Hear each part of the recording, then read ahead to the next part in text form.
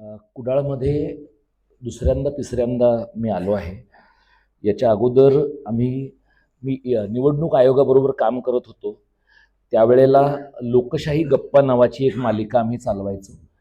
2024च्या अगोदर श्रीकांत देशपांडे तेव्हा निवडणूक आयोगाचे इथले महाराष्ट्राचे मुख्य निवडणूक अधिकारी होते आणि तिथल्या लोकशाही गप्पांच्या एका भागामध्ये परब सरपंच तिथे वक्ते होते, इतरही मंडळी होते. त्यानंतर निवडणूक आयोगाच्या कामातून आम्ही सगळे मुक्त झालो श्रीकांत देशपांडे निवृत्त झाल्यानंतर. आणि आत्ता समजा आमच्यासारख्या कुणी लोकशाही गप्पा या नावाने कार्यक्रम करायचं म्हटलं तर लोक स्टेजवर येऊन मारतील अशी परिस्थिती आहे. म्हणजे एक बरा अधिकारी होता म्हणून आम्ही लोकशाही गप्पा नावाचा कार्यक्रम करू शकलो, कारण तेव्हा निवडणूक आयोग ही किती विकली गेलेली यंत्रणा आहे हे 24 सालापर्यंत लोकांना तेवढं कळलं नव्हतं. त्यामुळे आत्ता तशा प्रकारचे कार्यक्रम करण्याची हिंमत जे कोणी आहेत तेही करत नाहीत. आमच्यासारखे लोक त्या सगळ्या प्रोसेसमधनं बाहेर पडलेले आहेत. इथं परब सर याच्या अगोदर बोलले आणि त्यांनी या शिबिराच्या बद्दलची भूमिका आपल्यासमोर मांडली. गेले 1.5-2 वर्ष मी, परब सर, साधना, आनंद भंडारे आम्ही महाराष्ट्रात वेगवेगळ्या जिल्ह्यांमध्ये जातो. 22-24 जिल्ह्यांमध्ये आतापर्यंत जाऊन आम्ही कधी मराठी अभ्यास केंद्राच्या वतीनं, कधी समविचारी संस्थांच्या मदतीनं महाराष्ट्र धर्म आणि मराठी कारण या दोन संकल्पना मांडण्याचा प्रयत्न केलेला आहे. आता ही जेव्हा मांडणी आम्ही करतो आहोत, लोकांच्या समोर नेतो आहोत, त्यावेळेला 2-3 प्रकारचे प्रश्न मला लोकांच्या नजरेत दिसतात, त्यांच्या बोलण्यामध्ये जाणवतात. एक म्हणजे तुम्ही मराठी शाळेच्या बद्दल बोलता, पण मराठी शाळा कोणाला हव्या आहेत? तर त्या एका प्रश्नाचं आपण ज्याला थेट उत्तर द्यायला पाहिजे, तो प्रश्न थेट अंगावर घ्यायला पाहिजे, त्या एका प्रश्नाच्या बद्दल यथावकाश आपण बोलू. दुसरं, आपल्याकडे एक वर्ग समाजामध्ये असा आहे की जो असं मानतो की जी भाषा लोकांना हवी आहे ती टिकते, जी लोकांना नको आहे ती टिकत नाही. त्यामुळे याच्यामध्ये राज्यव्यवस्थेनं फार हस्तक्षेप करण्याचं काही कारण नाहीये. त्यामुळे राज्यव्यवस्थेनं कशात हस्तक्षेप करावा, कशात हस्तक्षेप करू नये याच्यामध्ये, म्हणजे मी ज्या वेळेला 10 ते 12च्या दरम्यान मी PhD करत होतो आणि मी जागतिकीकरणानंतरचं महाराष्ट्रातलं भाषेचं राजकारण या विषयावर काम केलं.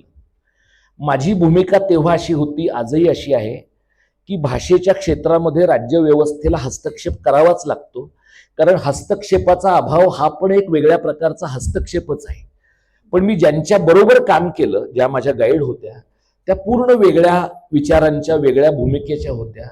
त्यांचं असं म्हणणं होतं की राज्यव्यवस्थेनं भाषा निरपेक्ष राहिलं पाहिजे. लोकांना हवं असेल तर लोक मराठी बोलतील, लोकांना हवं असेल तर लोक इंग्रजी बोलतील, आणि भाषेला लोकांनी स्वीकारलं तर भाषा टिकते. आता हे वरकरणी आपल्याला इतकं खरं वाटतं की नोकऱ्यांचे अर्ज एखाद्या सिक्युरिटी गार्डचा सुद्धा जेव्हा लोक इंग्रजीमधनं घेतात आणि तेव्हा लोक म्हणतात पण नाही, ते मल्टीप्लेक्स एखाद्या मोठ्या सोसायटीमध्ये तो माणूस जर सिक्युरिटी गार्ड म्हणून काम करत असेल आणि तिथं जर बिगर मराठी लोक राहत असतील तर त्याला त्या माणसांशी इंग्रजीमधनं बोलता आलं पाहिजे. पण हा प्रश्न आपल्याला नाही पडत की त्या बिगर मराठी माणसाला जर महाराष्ट्रातल्याच इमारतीमध्ये राहायचं आहे तर त्याला त्या सिक्युरिटी गार्डला जेवढं मराठी नीट येत आहे तेवढं तरी मराठी त्या माणसाला येऊ नये का, असा प्रश्न पडत नाही. त्यामुळे भाषा निरपेक्ष अशा प्रकारची मांडणी जेव्हा आपल्या समाजातला एक वर्चस्व समाजावर असणारा गट धरतो, त्यावेळेला आपण एखादी भाषा लेवल प्लेइंग फील्डमध्ये आहे की नाही, त्या भाषेला नीट स्पर्धेत उतरता येतंय की नाही याचा एक काही विचार करतोच असं नाही. तिसरा एक प्रश्न जो सतत आम्हाला चळवळीचे कार्यकर्ते म्हणून लोक विचारायचे, आम्ही 2002ला मगाशी सर म्हणले तसं, साधना म्हणाली तसं कामाला सुरुवात केली आणि त्यावेळेला सरकारनं मराठीला माहिती तंत्रज्ञानाचा पर्याय दिला. मराठीच्या शिक्षकांना माहिती आहे, आणि जेव्हा त्याला विरोध झाला त्यावेळेला सरकार असं म्हणालं की मराठीचे शिक्षक हे पोटार्थी आहेत, ते आपली नोकरी वाचवण्यासाठी हे करतायत.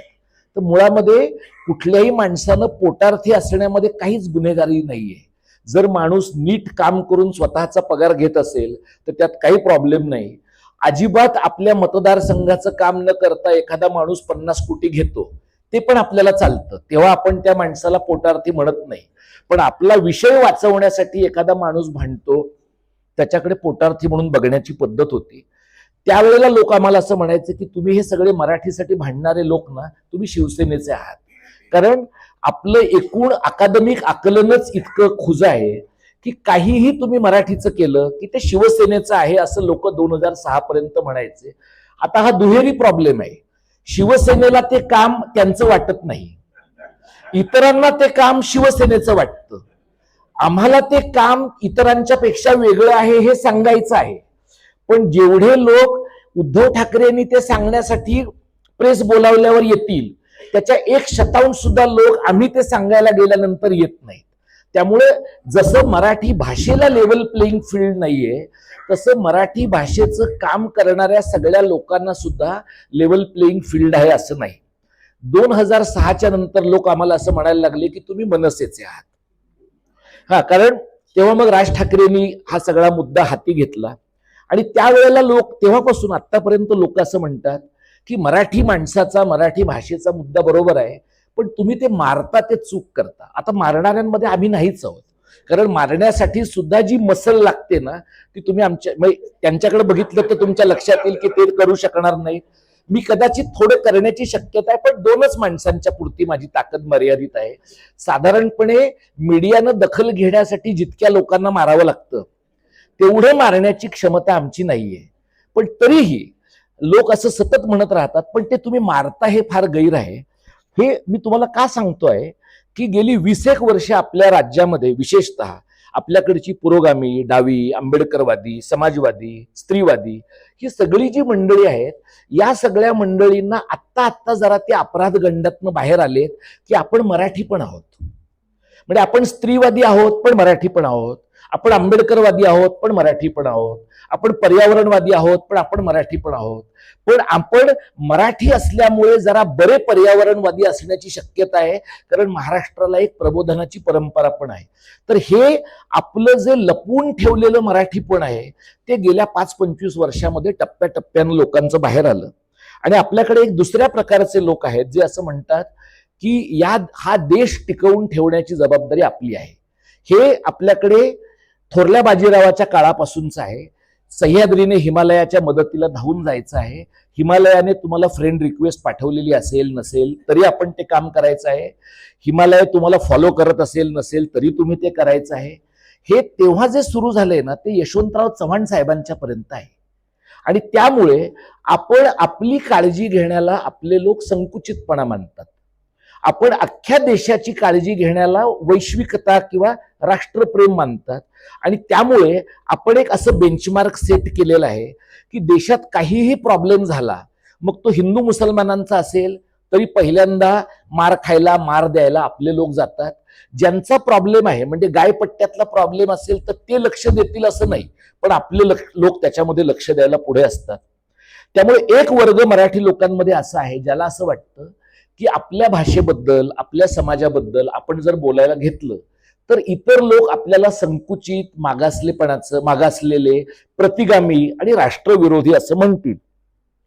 ज्या वेळेला M.K. स्टालिन हा आधीचा मुख्यमंत्री तमिळनाडूचा, ज्या वेळेला नीटची परीक्षा आली बघा करुणानिधींच्या काळामध्ये, तेव्हापासून तमिळनाडूने नीटची परीक्षा असता कामा नये अशी भूमिका घेतलेली आहे. आणि परवाच तुम्ही स्टालिनचे ट्विट पहा, त्याच्यामध्ये त्याने असं म्हटलेलं आहे की आता फक्त एक फांदी तुटली आहे, झाड तुटण्याची गरज आहे. हे थोरल्या बाजीरावाचंच वाक्य आहे. मुळावर घाव घातला की फांद्या खाली येतील.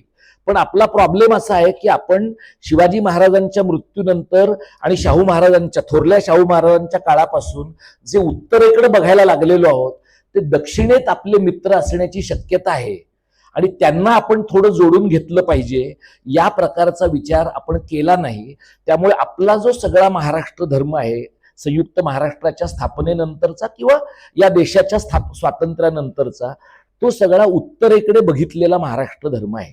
आपण काहीही बरं किंवा वाईट काही असेल तर ते उत्तरेकडे बघून करतो. म्हणून आता इथं कुडाळमध्ये, कणकवलीत काय परिस्थिती मला माहित नाही. मी तुमच्या 2 लाडक्या नेत्यांचे फोटो पाहिले, एक होर्डिंग पाहिलं परवा.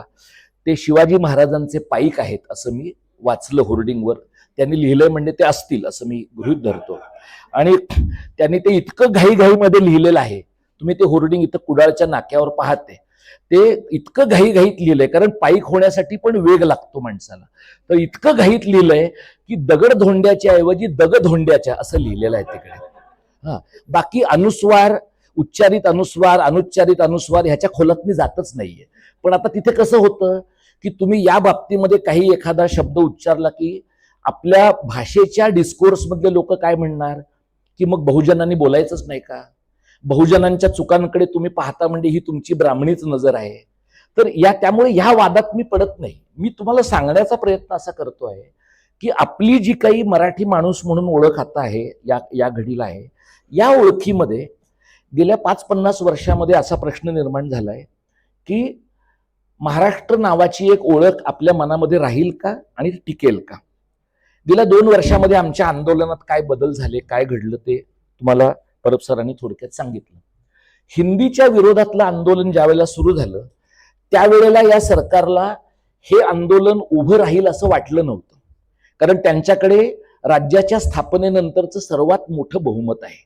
232-240 लोक आहेत आणि 2029 पर्यंत जर निवडणुका झाल्या नाहीत तर कदाचित संपूर्ण महाराष्ट्र हा विरोधक मुक्त होण्याची शक्यता आहे. सगळे एकाच बाजूला बसतील आणि दुसऱ्या बाजूला फक्त प्रतिकात्मक असा एखादा पुतळा त्यांना ठेवावा लागेल, कारण सगळ्यांनाच विकास करायचा आहे. त्यामुळे जेव्हा हे घडलं त्यावेळेला सरकारला असं वाटलं नव्हतं की हिंदी सक्ती नावाच्या एका राष्ट्रीय प्रोजेक्टला हे मागासलेले मराठी लोक विरोध करू शकतील. आणि हा हिंदीचा जो प्रोजेक्ट आहे हा भाजपचा नाहीये, भाजपचं स्वतःचं एक वेगळं नॅरेटिव्ह आहे. त्यांना हा सगळा देश हिंदी, हिंदू, हिंदुस्थानच्या कथनात बसवायचा आहे. पण काँग्रेसच्या डोक्यामधला, आणि काँग्रेस ही एकेकाळची अम्ब्रेला पार्टी, त्यांच्या डोक्यामधला जो प्रकल्प आहे त्या प्रकल्पामध्ये सुद्धा हिंदी ही त्यांची राष्ट्रभाषा आहे कागदोपत्री. तुम्ही बघा, उल्हासदादा पवार काही दिवसांत, 1 वर्षभरापूर्वीपर्यंत हिंदी राष्ट्रभाषा प्रचार समितीचे महाराष्ट्राचे प्रमुख होते. पुण्यातल्या एका कार्यक्रमात मी त्यांना सांगितलं की मुळात आपल्या लोकांना हिंदी पुरेसं येत आहे, ते शिकवण्याची गरज नाहीये, पण जर तुम्हाला शिकवायचंच असलं तर हिंदी प्रचार समिती असं म्हणा, कारण या देशाला राष्ट्रभाषा नाही हे किमान काँग्रेसच्या माणसांना माहिती असायला पाहिजे. पण नंतर असं झालं की उल्हासदादा गेले आणि तिथं आदरणीय मेधाताई कुलकर्णी आल्या, त्यामुळे आगीतनं फुफाट्यात जाण्याची परिस्थिती निर्माण झालेली आहे. त्यामुळे आता त्या मराठी लोकांच्या घरोघरी जाऊन त्यांना हिंदी भाषेचं महत्त्व समजावून सांगणार आहे. त्यांच्या जीवनातली जी काही महत्वाकांक्षीचा भाग आहे त्यातला तो एक आहे, घरोघरी जाऊन लोकांना हिंदी भाषेचं महत्त्व सांगणं. या दरम्यानच्या काळामध्ये आम्ही आंदोलन केलं, तुम्ही अनेक लोकांनी पाहिलंय, आणि त्या आंदोलनामध्ये नंतर शिवसेनेचे दोन्ही पक्ष उतरले. त्यामुळे आमच्या आंदोलनाला यश आल्यानंतर लोक मला असं अनेकदा म्हणालेले आहेत की तुझ्या आंदोलनामुळे 2 भाऊ एकत्र आले. आता आपला समाज विचारही कसा करतो बघा, आमच्या आंदोलनाचं इन इटसेल्फ फार लोकांना मोल नाहीये. 2 भाऊ एकत्र आले हे मराठी लोकांचं आदर्श स्वप्न आमच्यामुळे पूर्ण झालं. म्हणजे कावळा बसायला आणि फांदी तुटायला गाठ पडली, त्यामुळे ते एकत्र आले, ह्याचं लोकांना कौतुक आहे. आता आपण असं पाहूया की मुळात ते दोघं एकत्र आल्यामुळे मराठी शाळा, मराठी भाषा आणि मराठी माणसाचा जो अजेंडा आहे तो अजेंडा आपल्याला वाटतोय त्या पद्धतीनं पुढे जाण्याची शक्यता आहे का. आणि जर तो पुढे जाणार नसेल तर ते एकत्र आले, त्यांचं राजकारण काय असेल त्यांनी करावं, पण त्यांचं राजकारण हे सकाळी मराठीवादाचं आणि संध्याकाळी हिंदुत्ववादाचं राजकारण आहे. सकाळी ब्राह्मणी हिंदुत्ववादाचं, संध्याकाळी अब्राह्मणी हिंदुत्ववादाचं राजकारण आहे. कारण त्यांना बाळासाहेब छापा म्हणून वापरायचे, प्रबोधनकार काटा म्हणून वापरायचे, त्यांचं ठरत नाहीये की आपण नेमकं काय करायचं. असं ज्यांचं, असे जे वैचारिक दृष्ट्या गणलेले लोक आहेत त्यांना घेऊन तुम्ही मराठीवादाचं राजकारण करू शकता का, तर नाही तुम्हाला करता येत. डाव्या पक्षांना मे मध्ये पुण्यामध्ये झालेल्या एका कार्यक्रमात गेल्या वर्षी आम्ही त्यांना असं म्हटलं की संयुक्त महाराष्ट्राच्या लढ्यामध्ये तुम्ही होतात. म्हणजे डावा पक्ष फुटला नव्हता, सीपीआय होता त्यावेळेला, समाजवादी पक्ष होता, बाबासाहेबांचं शेड्यूल्ड कास्ट फेडरेशन होतं. डाव्यांचं भांडण कोणाशी होतं तर शिवसेनेशी होतं. तुमचं जर भांडण शिवसेनेशी आहे तर तुम्ही तो राग मराठी भाषेवर का काढता. शिवसेना मराठीचा मुद्दा एका विशिष्ट पद्धतीनं पुढे नेते, तर वंचितांच्या आणि कामगारांच्या बाजूने मराठीचा मुद्दा पुढे नेण्याची जबाबदारी डाव्यांची पण आहे, समाजवाद्यांची पण आहे, आंबेडकरवाद्यांची पण आहे. हे मी आंबेडकरवाद्यांच्याही कार्यक्रमात आंबेडकर जयंतीला असं म्हटलंय की बाबासाहेबांनी शिका, संघटित व्हा, संघर्ष करा असं म्हटलंय. इंग्रजीतनं शिका असं नाही म्हटलेलं आहे. जर ते इंग्रजीतनंच शिका असं त्यांना म्हणायचं असतं तर त्यांनी बहिष्कृत भारत, मूकनायक, जनता ही सगळी नियतकालिकं मराठीतनं नसती काढली.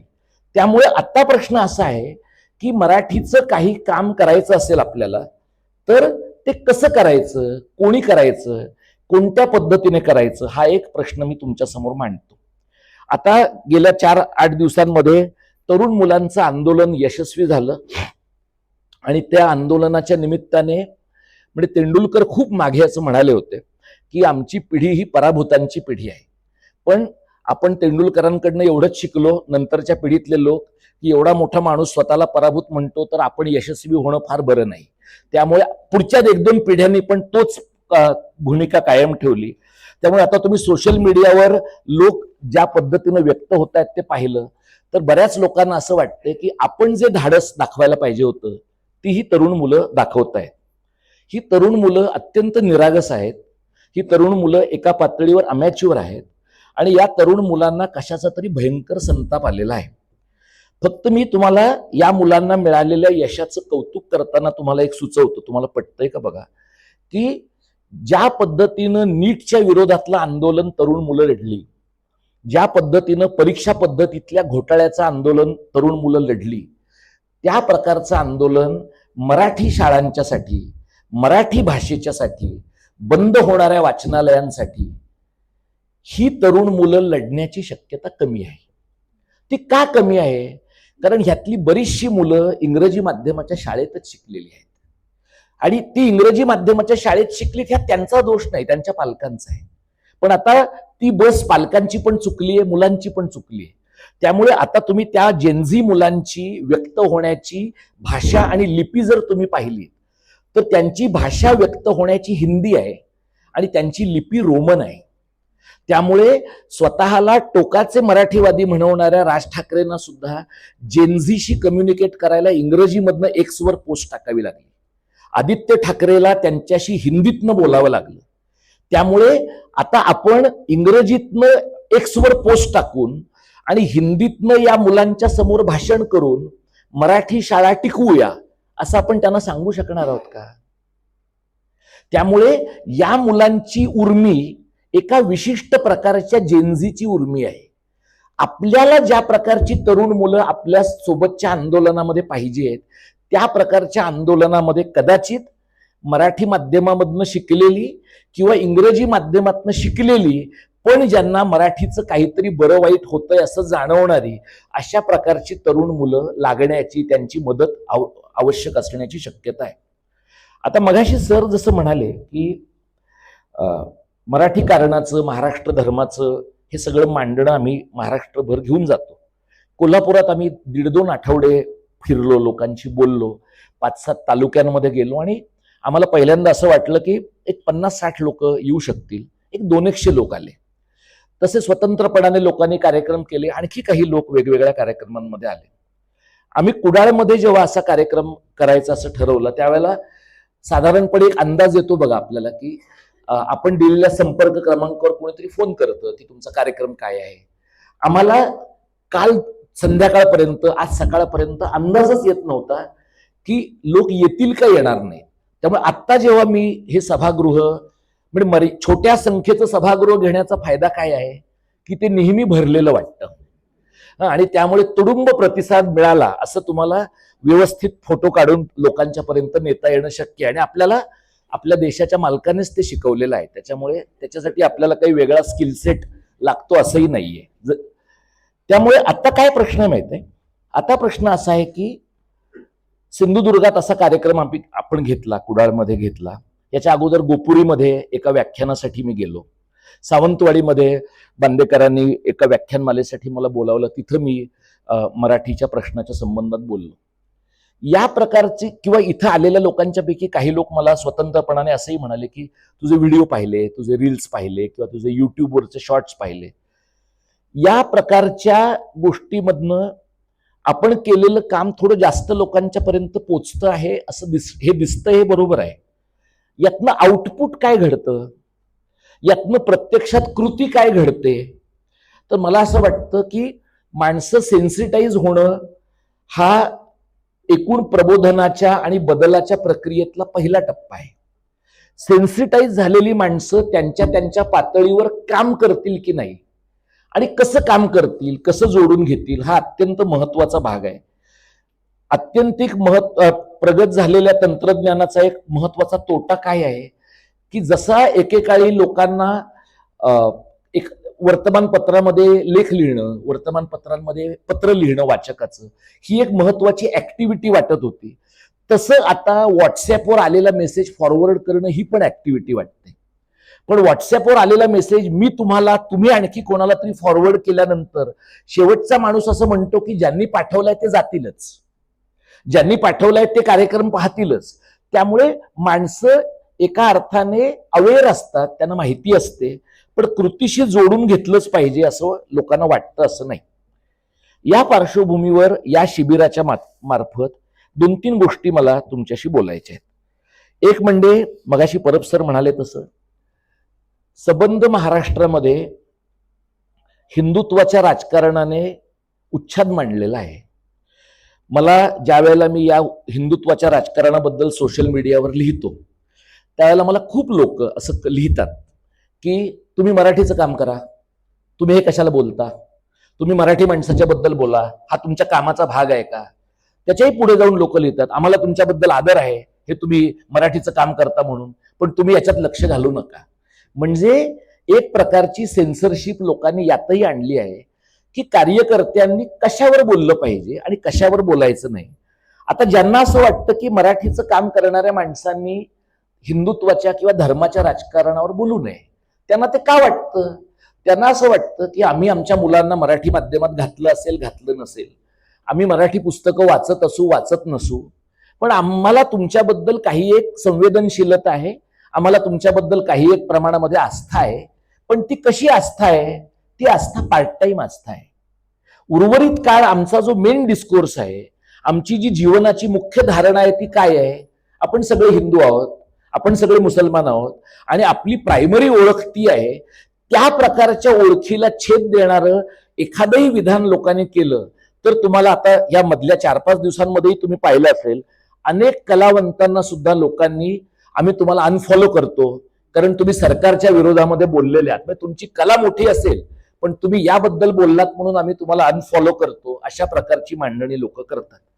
मी पहिल्यांदा तुम्हाला हे स्पष्ट करतो की महाराष्ट्रामध्ये मराठीचं तमिळनाडूच्या पद्धतीचं, बंगालच्या पद्धतीचं, आसामच्या पद्धतीचं, आसाम आता खूप वाया गेलाय तो सोडा, पण एजीपीच्या आसाम गण परिषदेच्या काळामधलं जे आसामचं राजकारण होतं ते भाषा केंद्रीय राजकारण होतं किंवा अगदी अकाली दलाचं काही प्रमाणातलं राजकारण, हे ज्या प्रकारचं भाषा केंद्रीय राजकारण आहे तसं महाराष्ट्रामध्ये जर 66 साली शिवसेनेचा उदय झाला तेव्हा झालं असतं किंवा समांतर अशा पद्धतीनं कुणी तशा प्रकारचा विचार केला असता तर आता आपल्याला ज्या प्रकारचा भाषा विरुद्ध धर्म या पेचामध्ये आपण पडलेलो आहोत त्या पेचामध्ये पडलो नसतो. आणि या पेचाची सोडवणूक आपल्या कामाच्या दृष्टीनं का महत्वाची आहे. तुम्ही ज्या या जिल्ह्यामध्ये आहात सिंधुदुर्गामध्ये, मी तुम्हाला 2 उदाहरणं सांगतो. सिंधुदुर्गात ओरोसमध्ये काही महिन्यांच्या पूर्वी मराठी शाळांच्या साठीचा एक मोठा मोर्चा निघाला. शाळेतले शिक्षक, संस्थाचालक या सगळ्या लोकांनी तो मोर्चा काढला. मी आणि परब सर त्याला गेलो होतो. 20,000 लोक त्या मोर्चामध्ये उपस्थित होते आणि एवढी माणसं सिंधुदुर्गामध्ये किंवा कुठल्याही एका जिल्ह्याच्या ठिकाणी गोळा करणं ही अत्यंत मोठी आणि बिकट गोष्ट आहे. ज्यांनी ती माणसं गोळा केली ते अत्यंत प्रामाणिक, पण जेव्हा कळीचं धाडस दाखवायला पाहिजे त्यावेळेला तिथं न उभे राहणारे असे होते. त्यामुळे काय घडलं ते मी तुम्हाला सांगतो. तुम्ही त्याचे काही व्हिडिओ पाहिले असतील काही लोकांनी. तुमचे पालकमंत्री त्या कार्यक्रमाला आले आणि ते सगळ्यांना सामोरे जातात. तुमच्याकडे ती जबाबदारी त्यांच्यावर सोपवली आहे सगळ्यांवर सामोरे जाण्याची. तर ते असं म्हणाले, हा प्रश्न मी लगेच फडणवीसांना सांगून सोडवतो. आणि त्यांना लोकांनी सांगितलं की दुर्गम भागामधल्या मराठी माध्यमाच्या शाळा बंद पडतायत, त्या 1 शिक्षकी 2 शिक्षकी शाळा आहेत, लांब जावं लागतंय मुलांना आणि तसं जर झालं तर मुलींच्या शिक्षणावर परिणाम होईल. मी तिथं 2 मिनिटं आयोजकांनी सुचवल्यामुळे बोललो आणि मी त्यांना असं म्हटलं की मुलं आणि मुली यांच्यामध्ये मुलींचं नुकसान जास्त होणार आहे. कारण शाळा जितकी दूर जाते तितकी मुलीची शाळा कंटिन्यू होण्याची शक्यता कमी होते. तर ते मला असं म्हणाले, हो हो, ते मुलं मुली म्हणजे एकच आहे, आम्ही तसंच बोलतो. तर मी त्यांना म्हणालो की, आणि मग ते मला म्हणाले बाहेरच्या तज्ज्ञांनी ह्याबद्दल आम्हाला सांगू नये. मग मी त्यांना म्हणालो की सिंधुदुर्ग तुमचा आहे, पण महाराष्ट्र आपल्या सगळ्यांचा आहे. त्यामुळे महाराष्ट्राच्या बाबतीमध्ये आपण सगळेच एकत्र विचार करू शकतो. आणि मग मी त्यांना असं म्हणालो की जसं आपण ग्रामीण भागातल्या शाळांच्या बद्दल बोलतो आहोत, तसं दुर्गम भागामध्ये जीपमध्ये पोरं भरून तालुक्याच्या ठिकाणी जी इंग्रजी माध्यमाच्या शाळांची दुकानं सुरू झालेली आहेत त्याच्याही बद्दल आपण बोललं पाहिजे. कारण शाळा बंद होण्याच्या महत्वाच्या कारणांपैकी ते एक कारण आहे. त्यावर ते मला असं म्हणाले, पण मग लोकांनी चांगलं शिकायचं की नाही? हे मी तुम्हाला का सांगतोय? तालुक्याच्या ठिकाणी इंग्रजी माध्यमाच्या शाळांची दुकानदारी हे चांगलं शिक्षण आहे हे सरकारच्या प्रतिनिधीला वाटत आहे. हा माझा त्यांच्याबद्दलचा वैयक्तिक काय, मला माहिती आहे त्यांना शिक्षणातलं कळत नाही, त्यामुळे आपण त्याकडे लक्ष द्यायचं नाही. पण ते पालकमंत्री आहेत, त्यांच्यावर जबाबदारी आहे. पण हे सरकारची भूमिका आहे, सरकारच्या प्रतिनिधीची भूमिका आहे. आता हे मी तुम्हाला का सांगतोय की हा प्रश्न त्या मोर्चामध्ये आलेल्या 20,000 लोकांना कळला असेल की नाही, बोचला असेल की नाही? मग माणसं का जागी होत नाहीयेत? माणसं जागी होत नाहीयेत कारण माणसं गुंतली आहेत कशामध्ये? माणसं गुंतली आहेत घाटावरनं खाली गाड्या घेऊन जेव्हा लोक येत आहेत, म्हणजे गुरं विकत घेऊन येत आहेत. पण ती गुरं विकत घेऊन येणारी जी माणसं आहेत त्यांना इथले तुमचे गोरक्षक त्यांच्या घरी जाऊ देत नाहीत. ती गुरं गोळा करून तुम्ही विकायची नाही, आम्ही सांभाळतो असं म्हणून नंतर ती कत्तलखान्यामध्ये नेण्याकडे लोकांचा कल आहे. हे थोडं कमी पडलं की मग बाजारामध्ये मुसलमान काय विकतो आहे, बाजारामध्ये हिंदू काय विकतो आहे याची चर्चा होते. म्हणजे ज्यांच्यामध्ये हे सगळं बोलण्याची ऊर्जा आहे त्यांना माध्यमांचा स्पेसच मिळू शकत नाही. आणि ज्यांना तो स्पेस मिळतो आहे त्यांना असं वाटतं की आपण बोललो, आज बोलू. एक म्हणजे आपलं कोणी छापेल की नाही, दुसरं म्हणजे आपलं कोणी ऐकेल की नाही, आणि तिसरं म्हणजे कोणी छापलं आणि ऐकलं तर आपण जगू की नाही.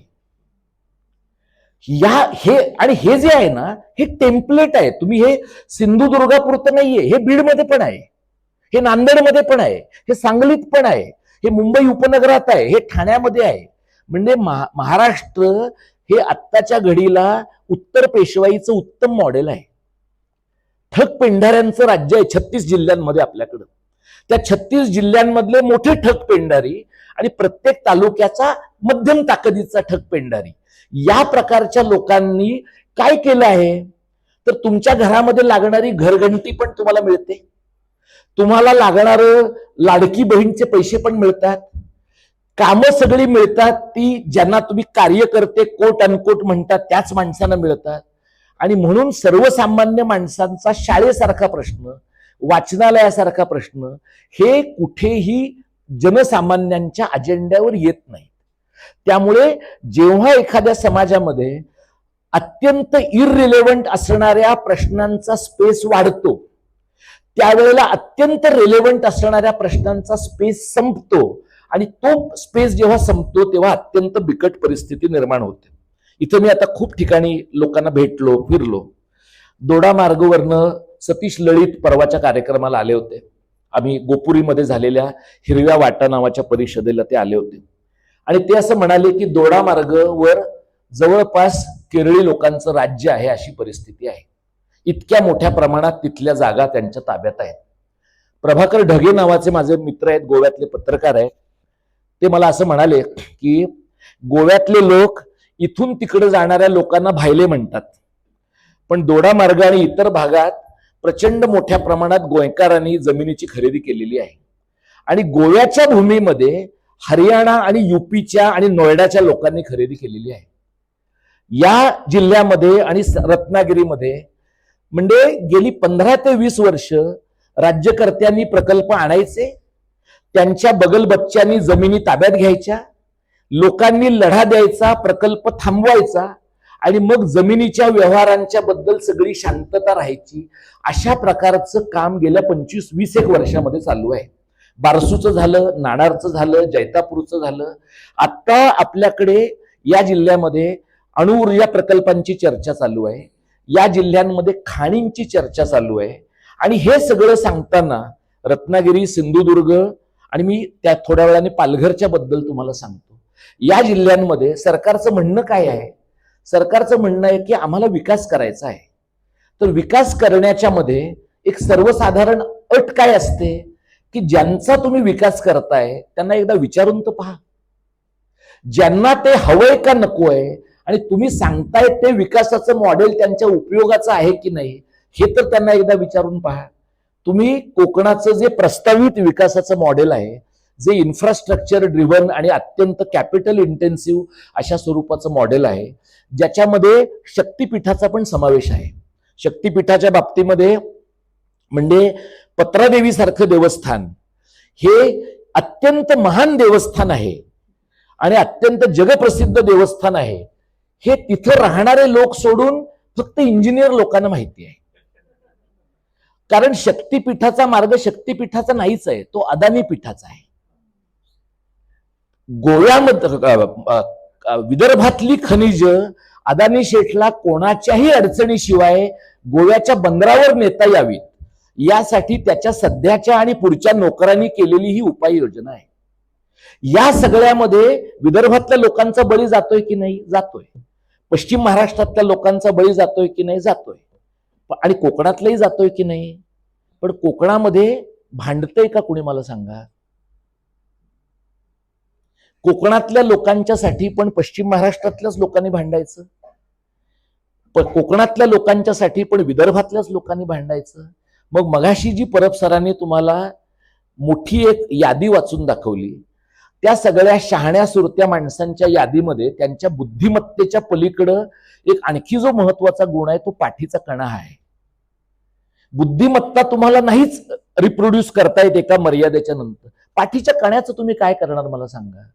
मग आत्ताच्या घडीला ज्या वेळेला या प्रकारचं काम घेऊन मराठी शाळांचं, मराठी भाषेचं माझ्यासारखे लोक, परबांसारखे लोक तुमच्याकडे येतात, त्यावेळेला आपल्या समोरचा प्रश्न काय आहे की सध्या ज्या प्रकारच्या राजकीय कथनाच्या आधारे आपण जगतो आहोत किंवा जे आपल्याला आतून खटकतंय, पण ते पूर्ण नेस्तनाबूत करण्यासाठी लागणारी ताकद वैयक्तिक आणि सामूहिक पातळीवर आपल्याकडे नाहीये.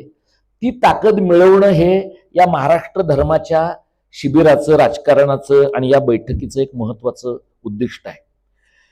पालघरमध्ये म्हणजे जे इथं सिंधुदुर्गात तुम्हाला दिसतंय, पालघरमध्ये तुम्ही बघा, पालघर ही महाराष्ट्र शासनाची नव्या इन्फ्रा बेस्ड पॉलिटिक्सची प्रयोगशाळा आहे. तिथं 3री 4थी मुंबई होते आहे, वाढवण आणि मुरबे बंदर होत आहे, कोणीही न बागितलेली बुलेट ट्रेन तिथे येते आहे. तुम्ही मला साधं सांगा की वसईला बुलेट ट्रेन आणून त्या वसईमधून अहमदाबादला जाणारे किती लोक असतील? ते राहत इंदोरीने, बहुतेक राहत इंदोरीने का आणखी मला का संपत सरलने त्याच्या एका कार्यक्रमात असं म्हटलं होतं की आपले पंतप्रधान जपानच्या पंतप्रधानाला काय म्हणतात त्याला, गंगा आरतीला घेऊन गेले आणि 2-3 तास चालते ना ती गंगा आरती. वेळ असतो आपल्याला, त्यामुळे खूप वेळ चालते. त्याच्यानंतरचं त्यांचं एक विधान त्यांनी इमॅजिन करून सांगितलंय की जर तुमच्याकडे आरती करायला एवढा वेळ आहे तर तुम्हाला बुलेट ट्रेन कशाला पाहिजे? पण बुलेट ट्रेन आरती करणाऱ्या लोकांचं भांडवली हत्यार आहे. कारण आपण नुसते भांडवलाच्या जीवावर नाही लढत आहोत. भांडवल अदानी आणि अंबानीचं आहे, धार्मिक डोकं रेशीम बागेचं आहे. त्यामुळे या कॉम्बिनेशनशी भांडलो नाही ना आपण, तर आपण मराठीचं काम लोणची कोशिंबिरीच्याच लेव्हलचं करू शकतो. त्यामुळे बरेच लोक जे आम्हाला असं म्हणतात की मग तुम्ही एक शाळा घ्या, वारे गुरुजींनी कशी एक शाळा घेतली, वारे गुरुजींनी एक शाळा घेतली आणि ती चांगली चालवली. आधी त्यांनी त्यांची आता दुसरी जालिंदर नगरची शाळा त्यांनी केली. जे लोक आम्हाला असं सुचवतात त्यांना मी हे माझं उत्तर काय असतं ते मी तुम्हाला सांगतो. 2 शाळा करायला वारे गुरुजींना 20 वर्ष लागलेली आहेत. महाराष्ट्रातल्या 10 ते 15 हजार शाळा सुधारायला आपल्याला किती माणसं लागतील आणि किती वर्ष लागतील? आणि त्या दरम्यानच्या काळामध्ये इंग्रजी माध्यमाचा, इंग्रजी भाषेचा एवढा प्रचंड रेट आहे की त्या काळात आपण जर मध्ये स्वस्थ राहिलो तर आणखी काही वर्षांनी आपल्याला कामच करावं लागणार नाही, इतकी हताश करणारी परिस्थिती या नंतरच्या काळामध्ये निर्माण होईल. आता पालघरचं मी तुम्हाला जे उदाहरण सांगितलं ते यासाठी सांगितलं की पालघर हे गुजरातला जवळ असलेलं सगळ्यात महत्वाचा आपला जिल्हा आहे. आणि 56 साली ज्या वेळेला आपल्या लोकांनी मुंबईची मागणी केली महाराष्ट्रात यावी म्हणून, आणि आपल्यापैकी ज्यांनी कोणी महाराष्ट्राचं महामंथन हे लालजी पेन्शनचं पुस्तक वाचलं नसेल, माझी आपल्याला विनंती राहील की आपण ते वाचलं पाहिजे. कारण महाराष्ट्राचं महामंथन हे आणि फडके सरांचं पॉलिटिक्स अँड लँग्वेज हे त्यांचा PhDचा थिसिस संयुक्त महाराष्ट्राच्या चळवळीवरचा, आपल्याकडे फार कमी या लढ्यावर लिहिलं गेलं आहे. फार त्रोटक पद्धतीनं, फार असं विस्कळीत पद्धतीनं लिहिलं गेलं आहे. त्यामुळे तुम्ही महाराष्ट्राच्या इतर भागातले तर लोक सोडून द्या, मुंबई शहरामध्ये ज्यांचं आयुष्य गेलेलं आहे अशाही लोकांना हुतात्मा स्मारक ही काय गोष्ट आहे हे सांगावं लागतं. लोकांना त्याच्या शेजारचं फ्लोरा फाउंटनचं स्मारक माहिती आहे, कारण ते सिनेमात दिसतं. मग हेही तुम्ही बघा की ते फ्लोरा फाउंटनचं जे स्मारक आहे ना, ते हिंदी सिनेमात आहे. हुतात्मा स्मारक हिंदी सिनेमात नाहीये, आपल्याही सिनेमात नाहीये. कारण आपल्या एकंदरीत आपल्या सामूहिक मेमरीचा, सामूहिक स्मृतीचा तो भागच नाहीये. आणि त्यामुळे आता जेव्हा हिंदी सक्तीच्या विरोधातलं आंदोलन आम्ही केलं, त्यावेळेला काही वृत्तवाहिन्यांनी संयुक्त महाराष्ट्र कसा निर्माण झाला, त्यासाठी लोकांनी काय संघर्ष केला, या प्रकारची माहिती लोकांना दिली. आज परिस्थिती अशी आहे की मुंबई शहर, मुंबई उपनगर, ठाणे, पालघर आणि रायगड या 5 जिल्ह्यांमध्ये जवळपास 4.25 कोटी लोक आता राहतात. या 4.25 कोटी लोकांच्या मध्ये 1.5 कोटी लोक उत्तर भारतातले आहेत. आणि हे कसे आहेत? हे असे लोक आहेत की जे स्थलांतरित नाहीये, हे एक्झोडस आहे, हे विस्थापन आहे. म्हणजे बरेचदा या स्थलांतराच्या बद्दल जेव्हा मी मांडणी करतो तेव्हा लोक म्हणतात की घटनेचं कलम 19 आहे की नाही, देशात कुणाला कुठेही जाऊन राहण्याचा, स्थिरस्थावर होण्याचा अधिकार आहे की नाही. आहे. 49 साली घटना आली. घटना लिहिणाऱ्यांना जर हे कळलं असतं किंवा त्यांना अंदाज आला असता की देशाच्या काही राज्यांमधून विस्थापन झाल्याप्रमाणे 5-6 कोटी लोक दुसऱ्या राज्यांमध्ये जातील, आणि जातीलच असं नाही तर जाऊन तिकडची डेमोग्राफी बदलतील, तिकडल्या राजकारणाचा पोत बदलतील, तर कदाचित घटनेच्या 19व्या कलमाला पण तेव्हा काही रिझर्वेशन्स घटनाकारांनी तेव्हाच ठेवली असती. आणि समजा त्यावेळेला त्यांनी नसतील ठेवली, घटना हे लिव्हिंग डॉक्युमेंट आहे, ते जिवंत डॉक्युमेंट आहे. आज जर आपल्याला दिसतंय की इथं सुद्धा कुडाळमध्ये आणि सावंतवाडीमध्ये आणि पालघरमध्ये आणि वसईमध्ये परप्रांतीयांची संख्या एवढी प्रचंड वाढते आहे की काही ठिकाणी मराठी माणूस हा स्थानिक पातळीवर सुद्धा निवडून येणार नाही, अशा प्रकारची परिस्थिती आहे. आणखी काही तुम्हाला मी उदाहरण सांगतो. गोकुळच्या निवडणुकीच्या वेळेला त्या दरम्यान मी मलकापूर आणि आंबा घाटाच्या भागामध्ये गेलो. तिथं गोकुळमध्ये काम करणाऱ्या लोकांनी मला सांगितलं की गाई म्हशींच्या धारा काढायला आता उत्तर भारतीय लोक आहेत. आता गाई म्हशींच्या धारा काढायला उत्तर भारतीय लोक आहेत, रबराचं उत्पादन करायला मल्याळी लोक आहेत. कोकण रेल्वेवर सगळा रूट 500-700 किलोमीटरचा मराठी लोकांच्या प्रांतात जाणारा, पण मराठी लोकांचे पदार्थ तिथे विकले जात नाहीत आणि विकणारे पण भय्य आहेत. या सगळ्यांच्या बाबतीमध्ये एका व्यापक पॉलिटिकल इंडस्ट्रियल डिझाईनचा आपण विचार नाही करत. आपण असं, आपल्याकडे एक सरसकट उत्तर काय आहे? आपले लोक कुठे काम करतात? तर आपले लोक कुठे काम करतात याही प्रश्नाच्या बद्दल आणि ह्या बाबतीमध्ये कोकणात खूप चर्चा होते की आपले लोक फार आळशी आहेत, आपले लोक करतच नाहीत. आपले लोक जिथं काम करत नाहीयेत तिथं त्यांच्याबद्दल तुम्ही बोला, आपण बोललं पाहिजे. पण उत्तर भारतातले जे लोक इथं येऊन 12, 14, 16 तास काम करतायत ते इथल्या भांडवलदारांना का हवे आहेत? कारण ते सगळे कामगार कायदे धाब्यावर बसवून तुम्हाला त्यांना कामावर ठेवता येतं आणि त्यांना अमानुष अशा प्रकारच्या वर्क कल्चरमध्ये तुम्हाला त्यांच्याकडे किमान पैशात कामं करून घेता येतात. इथला कामगार हा लोकल आहे, स्थानिक आहे, संघटित आहे, त्याची इकडली परिसंस्था आहे, इकोसिस्टीम आहे. त्यामुळे कामगाराने 16 तास काम करणं हे अमानुषच आहे. मग तो कामगार कुडाळमधला असला किंवा दिल्लीतला असला, कुठल्याही कामगाराने 16 तास काम करू नये. तो 8च तास केलं पाहिजे. पण मग आपले लोक काय म्हणतात, मग आपली माणसं कशी पुढे जाणार?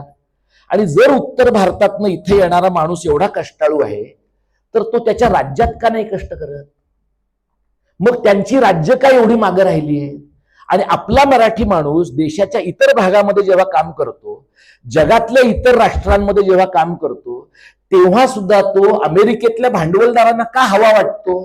कारण तिथेही कामगार कायदे धाब्यावर बसून तो कमी पैशामध्ये डॉलरमध्ये आणि युरोमध्ये काम करणाऱ्या लोकांचं काम जर तुम्ही रुपयात आणि कमी पैशात काम करत असाल तर तुम्ही भांडवलदारांचे लाडकेच होणार.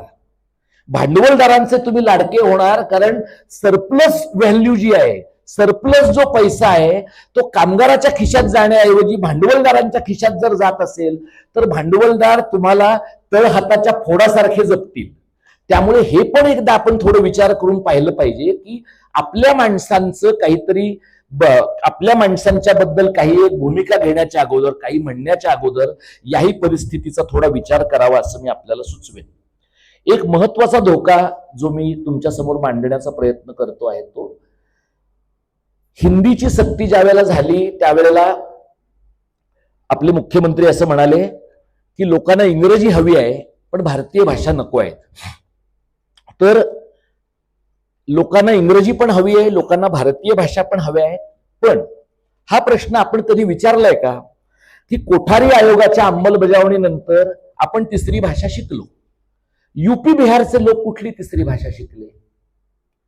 आणि कोठारी आयोग जर असं म्हणाला होता की तुम्ही दक्षिणेतली एक भाषा उत्तरेतल्या लोकांनी शिकली पाहिजे, मराठी टेक्निकली दक्षिणेतली भाषा आहे ना. आणि जर तुम्हाला महाराष्ट्रात रोजगार करायचा आहे तर मराठी लोकांनी तुम्हाला कळावं म्हणून हिंदी शिकण्यापेक्षा तुम्ही जर इथे पोट भरायला येणार आहात तर तुम्ही का मराठी शिकता कामा नये? हा प्रश्न गेल्या 5, 50, 60 वर्षामध्ये आपण आपल्या लोकांनी पण अमराठी लोकांना नाही विचारला. याचा अंतिम धोका काय आहे? याचा अंतिम धोका असा आहे की 4.25 कोटीच्या MMRच्या प्रांतामध्ये 1.5 कोटी उत्तर भारतीय आहेत. एक 10-20 लाख जैन, मारवाडी आणि गुजराती तुम्हाला दिसतील ज्यांच्याकडे प्रचंड पैसा आहे. आणि आतापर्यंत आपल्याकडचे लोक जैन, गुजराती, मारवाडी बिल्डरांकडनं टी शर्ट घ्यायचे. आपली सगळी कोकणातली घाटावरची मुलं गणपतीचे टी शर्ट त्यांच्याकडनं येतात, साईबाबांच्या पदयात्रेचे टी शर्ट त्यांच्याकडनं येतात, शेगावच्या यात्रेचे टी शर्ट त्यांच्याकडनं येतात. आपल्या महत्वाकांक्षा पण टी शर्ट घेण्यापुरत्याच आहेत. म्हणजे आपली विकली जाण्याची किंमत पण एवढी कमी आहे. टी शर्ट घ्यायचे, पावसात भिजणाऱ्या चड्ड्या घ्यायच्या आणि पदयात्रेसाठी लागणारा तांदूळ घ्यायचा. याच्या पलीकडे आपली खरेदी विक्रीची पण कल्पना नाहीये. आता अशी परिस्थिती आहे मुंबईतल्या अनेक भागांमध्ये की मराठी माणूस मग तो कोणत्याही आडनावाचा असला तर त्याला जैन, गुजराती, मारवाड्यांच्या इमारतीमध्ये घर मिळत नाही. त्याच्यासाठी भांडण्याचे प्रसंग खूप येतात. त्या भांडण्याच्या प्रसंगातला एखादाच प्रसंग टीव्हीवर तुम्हाला दिसतो. असे तो रात्रंदिन आम्हा युद्धाचा प्रसंग ही ओळ ही जैनांच्या बाबतीत खरी आहे. पण हे आता प्रॉब्लेम काय आहे? गेली 25-40 वर्ष मराठी लोकांचं नेतृत्व करणाऱ्या माणसांनी जैनांचे कमिशन एजंट म्हणून काम केलेलं आहे. आपल्या मराठी लोकांच्या गिरण गावातल्या वस्त्या ह्यांनी मोकळ्या करून दिल्या, गिरगावातली घरं ह्यांनी मोकळी करून दिली. अदानीचं तुम्ही बघितलं तर अदानीचा धारावीचा प्रकल्प करणं हे अदानीचं काम राहिलेलं नाहीये, ती राष्ट्रीय कर्तव्य आहे. आता त्याला तो नकाशावर बोट ठेवील तिकडची जमीन त्याला मिळते. त्यामुळे तो म्हणाला की मिठागराची जमीन द्या, मिठागराची जमीन मिळते. तो म्हणाला म्हाडाची जमीन द्या, म्हाडाची जमीन मिळते. कारण आपलं सरकार आणि अदानी ही एकाच शरीराची 2 अंग आहेत. त्यामुळे जोपर्यंत आपल्याला हे कळणार नाही की मराठी माणसाला गायपट्ट्याच्या हिंदी वर्चस्वाशी फक्त नाही लढायचं आहे, मराठी माणसाला इथल्या गुजर मारवाड्यांच्या भांडवलाशी लढायचं आहे.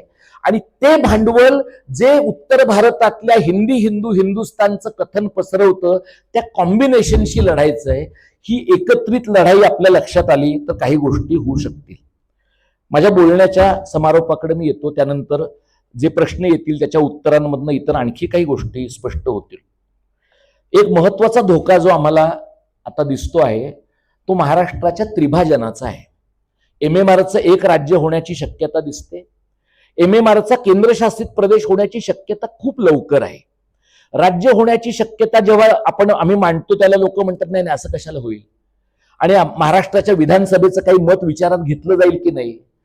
ज्या वेळेला काश्मीरचं विभाजन झालं त्यावेळेला काश्मीरच्या विधानसभेला कोणीही विचारलं नव्हतं. काश्मीर सीमावर्ती आहे म्हणून सेन्सिटिव्ह आहे, मुंबई भांडवल केंद्रीय आहे म्हणून सेन्सिटिव्ह आहे. त्यामुळे हा एकीकडे MMRचा भाग, उर्वरित महाराष्ट्र आणि दीर्घकाळ जो विदर्भ यांना वेगळा करून मारवाड्यांच्या आणि उत्तर भारतीयांच्या घशात घालायचा होता, हे थेट करणं शक्य नाहीये. गेली 10 ते 15 वर्ष दुसऱ्या राज्य पुनर्रचना आयोगाची चर्चा चालू आहे. दुसऱ्या राज्य पुनर्रचना आयोगाची चर्चा हे अनेकदा करतात, अनेकदा सोडून देतात. शेवटचं राज्य जे आपल्या देशात निर्माण झालं ते 2013 साली तेलंगणची निर्मिती झाली. त्यानंतरच्या काळात म्हणजे हे लोक सत्तेवर आल्यापासून ही गोष्ट घडलेली नाही. याचं कारण यांना एका वेळेला लोकांच्या भाषिक आणि जातीय ओळखी संपवायच्या आहेत आणि भाषिक आणि जातीय ओळखी संपवल्याशिवाय एकमेव हिंदू अशी ओळख निर्माण करता येत नाही. तर आत्ताच्या पातळीवरचा, आत्ताच्या टप्प्याचा धोका मला असं दिसतो की सिंधुदुर्ग जिल्हा हे जर आपण टेम्पलेट आहे असं धरलं, एखादा कुठलाही जिल्हा हे टेम्पलेट आहे असं आपण धरलं, तर या जिल्ह्यांमध्ये ज्यांच्या हातात राजकीय सत्ता आहे त्यांनी विरोध करणारी माणसं सुद्धा निवडलेली आहेत. विरोध करण्याची क्वांटिटी पण निवडलेली आहे. मग त्यांच्या विरोधात पेपरात बातम्या येत नाहीत का? येतात, पण त्या पानपूरक स्वरूपाच्या बातम्या येतात, कोपऱ्यात कुठेतरी येतात. कारण माध्यमातल्या लोकांना सुद्धा अगदीच आपण विकलो गेलेलो आहोत असं दाखवायला आवडत नाही. त्यामुळे कोपऱ्यात कुठेतरी ह्या पण बातम्या येतात आणि त्यानंतर त्या बातम्या तुम्हाला गायब झालेल्या दिसतात किंवा बातम्या देणारा माणूस गायब झालेला दिसतो. बातम्या देणारा माणूस गायब करणं हे नव्या सिंधुदुर्गाचं वैशिष्ट्य आहे. त्याच्यामुळे तुमच्यापैकी काही लोकांना त्याची कल्पना आहे. आता या परिस्थितीमध्ये असं एक शिबिर आपण घेतलं, एकमेकांशी बोललो, तर पुढे काही घडणं शक्य आहे का किंवा कसं घडणं शक्य आहे? तर 2-3 गोष्टी मी तुमच्या समोर मांडतो आणि मग आपण प्रश्न घेऊ. मला एक असं वाटलं की सगळ्यात कळीचा जो प्रश्न आहे ज्याच्यावर एक फेर आंदोलन पूर्ण नव्या पण ताकदीने बोलणाऱ्या माणसांचं उभं करता येणं शक्य आहे का, आणि ते आहे मराठी शाळांचं आंदोलन. म्हणजे या जिल्ह्यामधल्या दुर्गम भागातल्या मराठी शाळा तगवल्या पाहिजेत, वाचवल्या पाहिजेत आणि त्यासाठी सर्व समाजातल्या शहाण्या माणसांनी जसं सरकारी शाळांमध्ये शिकवणाऱ्या माणसांवरच्या अशासकीय कामाबद्दल बोललं पाहिजे, तसं इंग्रजी माध्यमाच्या शाळांच्या भांडवली दुकानदारीच्या बद्दल पण बोललं पाहिजे. आणि ते बोलून थोडासा वेळ फक्त बोलण्यासाठी नाही तर रस्त्यावरच्या कामासाठी पण काढला पाहिजे. तर मराठी शाळा हे काम करायला पाहिजे असं मला वाटतं. दुसरं जे काम आहे सिंधुदुर्गाच्या दृष्टीनं, ज्याच्या बाबतीमध्ये विखे सावंत आणि बाळू मिस्त्री आणि त्यांच्या सर्व सहकाऱ्यांनी गोपुरीमध्ये हिरव्या वाटा नावाची एक परिषद 2 दिवसांच्या पूर्वी घेतली. तिथे पर्यावरणावर खूप सखोल चर्चा दिवसभराची झाली आणि पर्यावरण पूरक काय उद्योग आणता येतील आणि पर्यावरणाच्या संरक्षणासाठी काय करता येईल याची एक चर्चा तिथं झाली. आता हे जे काम आहे हे मराठी अभ्यास केंद्राचं कोर काम नाहीये. त्यामुळे आमची यातली भूमिका कशी आहे, जे लोक पर्यावरणाचं काम करतायत त्यांना आपली जी मदत होईल ती आम्ही केली पाहिजे. आम्ही मराठी शाळांचं काम करतो तर ज्यांना या कामामध्ये मदत करावीशी वाटेल त्या सगळ्यांची मदत घेतली पाहिजे. आपण राष्ट्रीय शैक्षणिक धोरणामध्ये इंटरडिसिप्लिनॅरिटी बद्दल, आंतरविद्याशाखीय कामाबद्दल बोलतो. चळवळींमध्ये मात्र आपण आंतरविद्याशाखीय, आंतरसंस्था शाखीय असा दृष्टिकोन ठेवत नाही. त्यामुळे लोकांची बेट झालेली आहेत. आम्ही असं मानतो की मराठी शाळेचं काम आम्हाला थोडं कळतं, त्यामध्ये काही एक गती आहे. त्यामुळे त्यात जे मदत करतील त्यांची मदत घ्यायची. पर्यावरणाच्या प्रश्नावर जे लोक काम करतायत त्यांना आपण मदत करायची. आणि तिसरा जो प्रश्न मला महत्वाचा वाटतो तो स्थलांतराचा आहे. 2-3 प्रकारच्या स्थलांतराचा आहे. एक म्हणजे बाहेरच्या राज्यामधनं येणाऱ्या लोकांच्या स्थलांतराचा प्रश्न आहे. आता आपल्या लोकांना असं वाटतंय, म्हणजे पर्यटनाच्या बाबतीमध्ये गोव्यात ज्यांना पर्यटन योग्य वाटत नाही किंवा पुरेसं संस्कारी वाटत नाही त्या माणसांना असं वाटतं की आपण सिंधुदुर्गात पर्यटनाला गेलं पाहिजे. सिंधुदुर्गात पर्यटन वाढणं, सिंधुदुर्गामध्ये आयटीतली मंडळी, इतर क्षेत्रातल्या मंडळींनी येऊन पर्यटन करणं, यातनं सिंधुदुर्गातल्या माणसाच्या हातामध्ये पैसा येणं ही चांगली गोष्ट आहे. पण तो पैसा येणं तिथं थांबत नाही. तुम्ही हिंजवडीमध्ये बघा, हिंजवडीमध्ये मोठ्या प्रमाणात IT मध्ये उत्तर भारतातले लोक आले. आता पिंपरी चिंचवडमध्ये प्रचंड मोठ्या प्रमाणात उत्तर भारतीयांच्या कॉलनीज आहेत आणि त्या कॉलनीच्या व्हॉट्सअप ग्रुपवर तिथं राहणारा एखादा मराठी माणूस त्यानं मराठीत मेसेज केला तर तिथल्या उत्तर भारतीयांच्या भावना दुखावतात. त्यामुळे आणखी काही वर्षांनी तुम्हाला मल्याळम शिकून घेण्याची वेळ येण्याची शक्यता आहे, जर स्थलांतराच्या प्रश्नाकडे सिंधुदुर्गातल्या लोकांनी नीट पाहिलं नाही तर. म्हणजे जे पर्यटन करायला येणार आहेत त्यांनी पर्यटनाचा आनंद घ्यावा, आपल्या लोकांना त्यातून उपजीविकेची संधी मिळावी, पण त्यांचं सिंधुदुर्गावर एवढंही प्रेम बसू नये की आपल्या इकडच्या महसूलच्या लोकांना ताब्यात घेऊन त्यांनी समुद्रकिनारी स्वतःची फार्म हाऊसेस बनवावीत आणि इथल्या प्रॉपर्ट्या परप्रांतीयांच्या ताब्यात जाव्यात. एवढं सुद्धा परप्रांतीय धार्जिणं इथल्या मंडळींनी वागू नये असं मला वाटतं. एक मुद्दा गोपुरीच्या चर्चेत पण झाला, इतरही वेळेला झाला. लोक असं म्हणाले की लोक स्थलांतर, आपली माणसं का स्थलांतर करतायत, आपली मुलं म्हणजे स्थलांतराच्या बाबतीत सुद्धा लोकांचा दृष्टिकोन मूल केंद्रीय, मुलगा केंद्रीय, मुलगी केंद्रीय नाहीये. लोक असं म्हणाले की आपले मुलगे का स्थलांतर करतात, कारण स्थलांतर नाही केलं तर मुली त्यांच्याशी लग्न करत नाहीयेत. म्हणजे शहरात नाही गेला मुलगा तर लग्न करत नाहीयेत. आणि ते सांगताना लोकांची भावना अशी होती की म्हणजे मुलींचं चुकतंय, मुलींनी गावात राहणाऱ्या मुलांशी पण लग्न करायला पाहिजे. तर त्या चर्चेमध्ये पण मी हा मुद्दा मांडला की मुलींना गावात का राहावंसं वाटेल किंवा कधी राहावंसं वाटेल. जर गाऊन घालणाऱ्या, टी शर्ट जीन्स घालणाऱ्या मुलीला सुखाने गावामध्ये जगता आलं तर ती राहील ना गावामध्ये. पण तुम्ही तिला देवाधर्माच्या सगळ्या गोष्टींमध्ये गुंतवून ठेवणार असाल, पाळीच्या दिवसांमध्ये 4 दिवस बाहेर राहा, देवधर्माचं काही बघू नको असं करून तुमची तथाकथित संस्कृती मुलींच्याच फक्त बोकांडी मारत असाल तर पहिली संधी मिळताच ती मुलगी गाव सोडून जाणार आहे. आणि त्यामुळे गाव टिकवून ठेवायचा, निसर्ग टिकवून ठेवायचा, पर्यावरण टिकवून ठेवायचं, भाषा टिकवून ठेवायची सगळ्या जबाबदाऱ्या बायांच्या खांद्यावर टाकून चालणार नाही. बरेच पुरुष असं म्हणतात, मला घालायचं होतं मुलांना मराठी माध्यमात, बायको नको म्हणली. बायको का नको म्हणली? अरे तू घरी बघतच नाहीस ना मुलांच्या शिक्षणाचं काही. तू जर मुलांच्या शिक्षणाचं काही बघितलं असतंस, त्याच्यात एजन्सी म्हणून रोल तुझा काही असता तर तुला निर्णय प्रक्रियेमध्ये काहीतरी स्थान असतं. त्यामुळे स्थलांतराकडे, आपल्या लोकांच्या स्थलांतराकडे पण याही पद्धतीनं पाहिलं पाहिजे. आणि दुसरं एक तुम्ही लक्षात घ्या की माणसं बदलतच राहतात, स्त्री पुरुष वेगवेगळ्या ठिकाणी बदलत राहतात आणि त्यांना त्यांचे बदल अकोमोडेट करूनच आपल्याला भाषा, संस्कृती आणि पर्यावरण जगवायचं आहे. माणसांमधले बदल अकोमोडेट न करता काही लोकांवर पर्यावरण टिकवण्याची जबाबदारी देऊन चालणार नाही. जसं आपल्याकडे भाषा टिकवण्याची जबाबदारी आपण दीर्घकाळ बहुजनांवर दिली, त्यामुळे बहुजनांचं असं सातत्याने म्हणणं पडलं की एकेकाळी तुम्ही आम्हाला संस्कृत शिकू दिलं नाही, आता तुम्ही आम्हाला इंग्रजी शिकू देत नाही, तुमची मुलं युरोप अमेरिकेत जाणार, मग बहुजनांच्या पोरांनीच का मराठी माध्यमाच्या शाळेत शिकायचं. मग सवर्णांचा त्याच्यावरचा युक्तिवाद काय आहे, आमच्या घरातल्या मोलकर्णीची मुलं पण इंग्रजी माध्यमात जातात, पण मोलकर्णींनी पहिल्यांदा इंग्रजी माध्यम कुठे पाहिलं? तुमच्या घरात पाहिलं. त्यामुळे भाषा जगवण्याची, पर्यावरण जगवण्याची आणि हे राज्य टिकवण्याची जबाबदारी जे अगोदरच परिस्थितीनं नाडलेले आहेत त्यांच्यावर टाकून चालणार नाही. ज्यांना परिस्थितीनं थोडं बरं उपलब्ध करून दिलं आहे, ज्यांचं सांस्कृतिक वर्चस्व आहे, ज्यांचं भांडवली वर्चस्व आहे, अशा समाजातल्या तुलनेनं सुशेगाद माणसांनी ती जबाबदारी पहिल्यांदा खांद्यावर घेतली पाहिजे आणि बाकीचा जो वंचित समाज आहे त्याला त्याच्याशी जोडून घेतलं पाहिजे.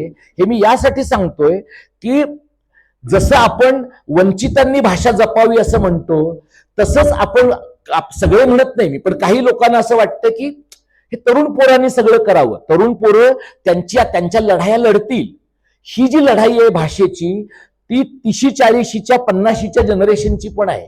आपण ती भाषा टिकवून ठेवली, आपण इथल्या स्थलांतराच्या बद्दल काही भूमिका घेतली तर पुढे काही बरं होण्याची शक्यता आहे.